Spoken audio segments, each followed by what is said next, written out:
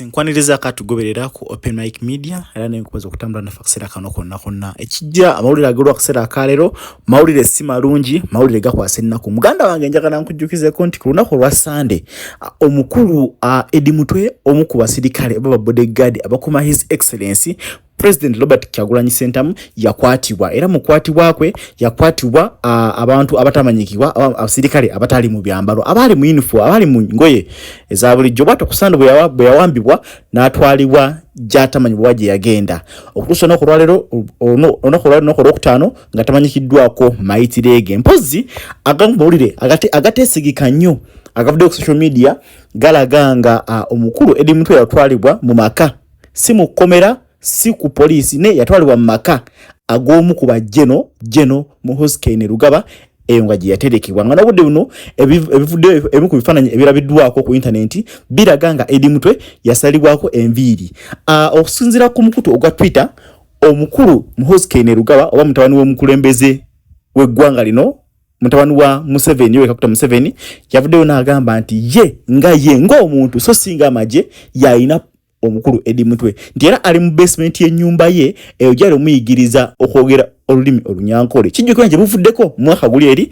Eddie Mutwe yakwatibwa mukwatibwa kwe Eddie Mutwe ono yatulugunyizibwa nga ne mu byamukolebwako byali byesittaza era nga byewonyisa byebiriwa nti mukwatibwa kwe okwago omulundi guli eri Eddie Mutwe bamukwata ne bamutwala ne bamukolako ebikola ebyejjogo okugeza bamwambula engoye zonna ne bamukuba ebifaananyi ng'ali bwerere tebakomoko ne bamukwata ku bitundu bye ebyekyama nga babinyonyogera n'okumumazisa nga bakozesa engalo zaabwe mpozi mawulire amalala genyenyini getukyena aga Eddie Mutwe galaganga omukulu Levis Rubongoya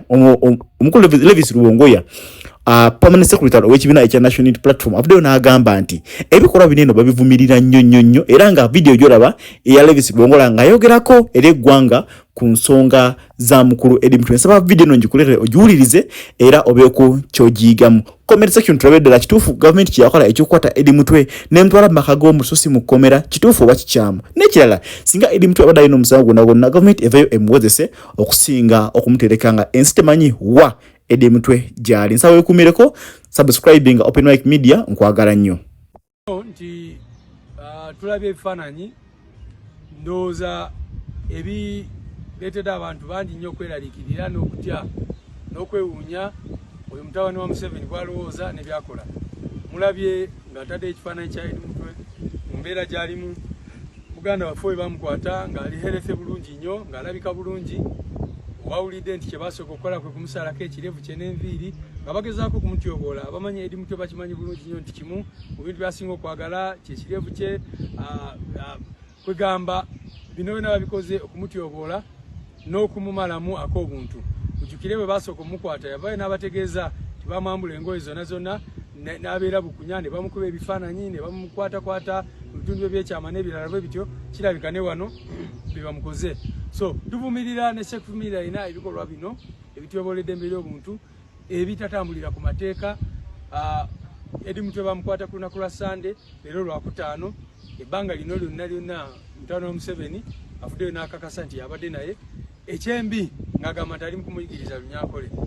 kakati n'ekyo kyennyini tulina okivumirira bannange kubanga bw'otandika olaba omuntu eyayita omukulembeze ate ng'atandise okusosowaza ensonga z'okusosola mu mawanga ng'agezaako okuleeta obukyayi ku bantu abamu kiba kyanaku nnyo era kwe kulabula kwe tuwa eri oyo mukulu n'abantu abalala bonna oyo musajja n'abantu abalala abatambula naye nti ki kye mugezaako okusiga mu bantu baffe ki kye mugezaako okusiga mu ggwanga lino amawanga gonna agayise mu bizibu nga genocide nga holocaust babitandika bwe batyo tutolowooza nti olunaku lwacca abantu ne batandika okwekolako obulabe wabeerayo abantu bwe batyo abatalowooza ku future y'eggwanga n'ebirala n'avaayo n'ayogerayogera ebintu ensi nemaliriza ng'eri mu muliro gwotalabangako so tukivumirira nnyo bwe tuvudde eyo tubadde twagala olunaku olwaleero bwe twalabye ebyo ebintu bwe bityo twayise abantu bonna abagala Eddie Mutwe mikwano gye n'abalala okujja tubeere ffenna ku kitebe kyaffe tusabe era tunyonyole ku nsonga ezo famire ya Eddie Mutwe badde n'okubeerawo abaana be omukyala maama n'abalala naye ebyembi amagye mugalabye SFC esoose okuyingirawo neyingira mu kitebe kyaffe negobamu abantu bonna ate n'amagye aga bulijjo ne gajja ne poliisi n'ebirala ne baleeta effujo lyonna eryo lyonna lye bakoze ku kitebe kyaffe. Kino bagenze bakikola era bakikola okugezaako okutulaga nti temulina kye musobola kukola. Naye naffe tugamba bannayuganda nti guno omulimu kataala lyaffe ffenna nga bannayuganda nga bannansi bino vaayo ne twerwanako nga kubanga leero edi mutwe enkya bajja kujja bakwata omulala olakola bakwata omulala kubanga ne wetwogera tulina abantu baffe abalala betubanja abakyabuzeewo. So tujja genda mu maaso nga bwe mbagambe already twateeka habeas corpus mu court application eyo nga tugamba twagala kooti enkulu eragire Muhoozi n'abantu be balete edi mutwe mu kooti oba bamute. Naye tumanyi nti ne kooti ne bwesalawo bwetyo oyo yavaayo n'agamba nti abalamuzi ba clowns n'ebirala bwe bityo. Naye ffe kye tuba twagala okukola okusinga kwe kubeera ku record kubanga ne ssemateeka olwede bali mu gityoboola amagye agali badde amagye g'eggwanga ono agafudde gage ng'omuntu kyova olaba agasindika okulwana entalo ze ng'omuntu n'okukola ebintu bwe bityo ekyennaku ekyobuswavu. Naye buli muntu yenna mu Uganda alina okweraliikirira ku bino ebigenda mu maaso mu ggwanga lyaffe.